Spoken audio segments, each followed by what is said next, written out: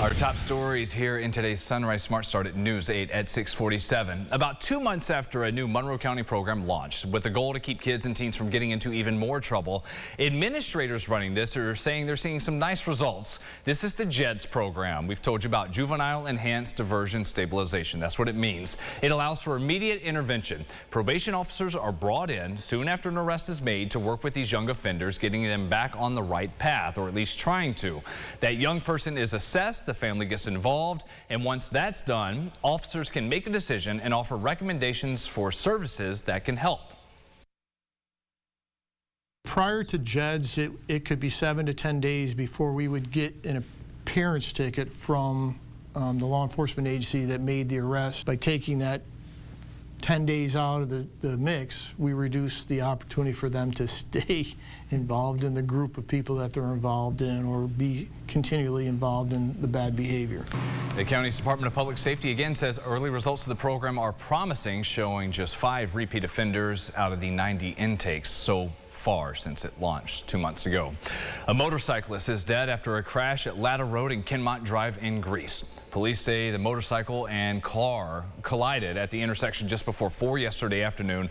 The rider on the bike died later at the hospital. The driver in the car was not injured. We have some new info this morning on 4 people arrested after a police chase that was also in Greece. Police say they were pursuing a stolen car known to be linked to recent crimes. The chase ended here at the intersection of Lake and Ridgeway Avenues.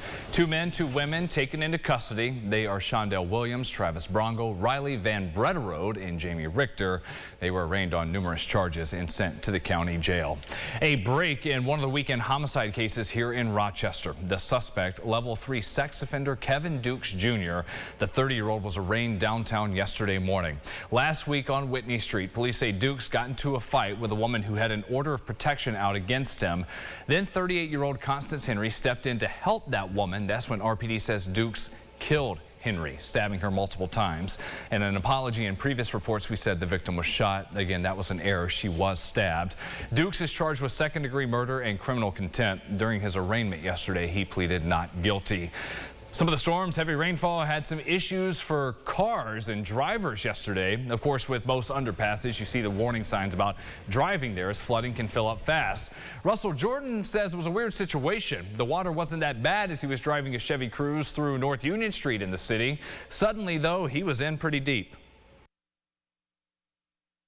Vents on the side open up and water started coming from the side on both sides and flooded my car. I hope the city can be able to give me a new car. We'll see. Jordan says he did call first responders. RPD did get there, but first it was 2 women who hopped out of their own cars to help him deal with that situation. Happening today at 11 o'clock, David Yacobonis, the war veteran who rushed at former Congressman Lee Zeldin last summer, a little more than a year ago, is due in federal court for what is a status conference hearing. Yacobonis confronted Zeldin at a VFW post in Perryton during a campaign stop. He was released to a PTSD and alcohol treatment program in Bath. He finished that and then was moved to a local recovery house. Part of the rules, he couldn't leave there without permission. Earlier this year, as we followed this case, we were told federal prosecutors and his legal team had been talking about a possible plea. We'll see what happens today. Also in a few hours, Senator Kirsten Gillibrand is holding another press conference. This is to announce her work on federal legislation aimed at fighting the rise of ghost guns. Those are the untraceable weapons that can be assembled from parts you buy online, even making them with 3D printers. This comes more than a month after the state and officials here in New York announced more efforts for them to try to stop the creation of ghost guns to keep them from spreading and then being used in a crime. Sunrise traffic, 6:51. Our map has been green all morning, and it is staying that way. We will check your morning drive again this Wednesday at 7:25 as things start to pick up. If there's heavy congestion on 390 or 590, people headed into downtown or out to the suburbs at 7:25. As it stands today, smoking marijuana in New York is allowed anywhere you can smoke tobacco. But that may change. There's a new bill proposed in the state legislature in Albany that would ban the consumption of cannabis in public places. That's unless the local government opts in. Last year, the governor signed a bill banning smoking cigarettes and pot in public parks and beaches. If you're caught, you could face a $50 fine. The bill's sponsor, Senator George Borrello, says that move didn't go far enough. New York State government is basically saying it's okay to be high and drive. It's okay to be stoned at work. It's okay to walk down the street. And you wouldn't tolerate someone walking down the street chugging a bottle of vodka. Why should we allow someone to walk down the street getting stoned? Cannabis attorney Jeffrey Hoffman argues while he can understand lawmakers are trying to put these restrictions in place, it would discriminate against groups who've been historically discriminated against. And he adds, as written, he does not think the bill will pass. Kids all over the region are making the most of summer break, checking out camp. We saw one that came with a Harry Potter theme, science with it. It's titled CSI Mystery at Hogwarts. Organizers at Nash transformed the classroom into a crime scene, came with the yellow crime scene tape as well. And during this week-long camp, kids in 1st through 12th grade are invited to use science, observations, and interviewing skills to follow up on suspects and ultimately solve the case. It's an opportunity to reach out to the community and share this amazing facility here, Peckham Hall, and get the students excited about science in an informal way.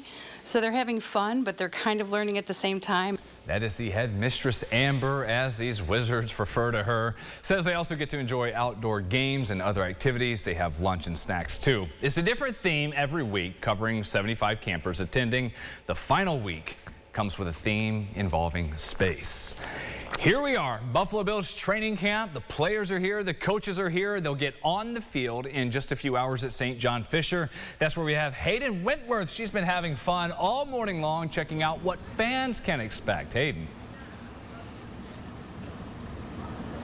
Brennan, for the next 2 weeks, this field right over here will be home for the Bills. Now, all free tickets that have been claimed for fans that have been waiting for this all summer long. And while they're here, they'll have some fun with some Bills-themed mini golf, some skills challenges right behind me, and a Gatorade celebration, which hopefully will come by February, will be poured on Sean McDermott's head. Businesses are gearing up as well, getting ready for the rush of fans and players who are planning to stop in. Events like this is something that Pittsford town officials say is something that always is exciting, even after 20 years. Well, it means a lot of fun for a lot of people because they enjoy going to the camp so much. And in addition, because it brings in so many people from so many places, it means that it's great for the businesses here in Pittsford. I think we all do because it's something, it's something unusual. It's a national and internationally known entity, the Buffalo Bills football team. So it's something to be excited about here in Pittsford. Well, my hair is already frizzy, so some Gatorade won't hurt it. So practice starts at 9:45, and parking is not available on campus, but there will be shuttles available for fans to come right to the entrance for just $1. Reporting from St. John Fisher, Hayden Wentworth, News 8. Brennan, back to you. Hayden, you got everything done this morning except for that selfie with Josh Allen. We'll see how that turns out. We're also going to have a special edition of Buffalo Kickoff Live from camp. That's coming up tomorrow night at 7 here on News 8. I guess the Bills are training for what it'll be like when they play the Dolphins, right? Down in Miami, how warm it's going to be. Yeah. And you know what? I wonder if we'll see maybe catch Josh Allen at the Pittsford Wegmans. We'll see. Could be possible. Whole Foods? Don't want to get into that. Right. Pittsford Dairy, how about that? We'll settle on that. There you go. Exactly. Visit them all, maybe. Yeah. Numbers getting into the upper 80s this afternoon. We like to start drama here. Yes, just a little bit. No hard feelings. Enjoy your Wednesday, everybody. Follow News 8 wherever you are on RochesterFirst.com, Facebook, Twitter, and on our app for news and weather.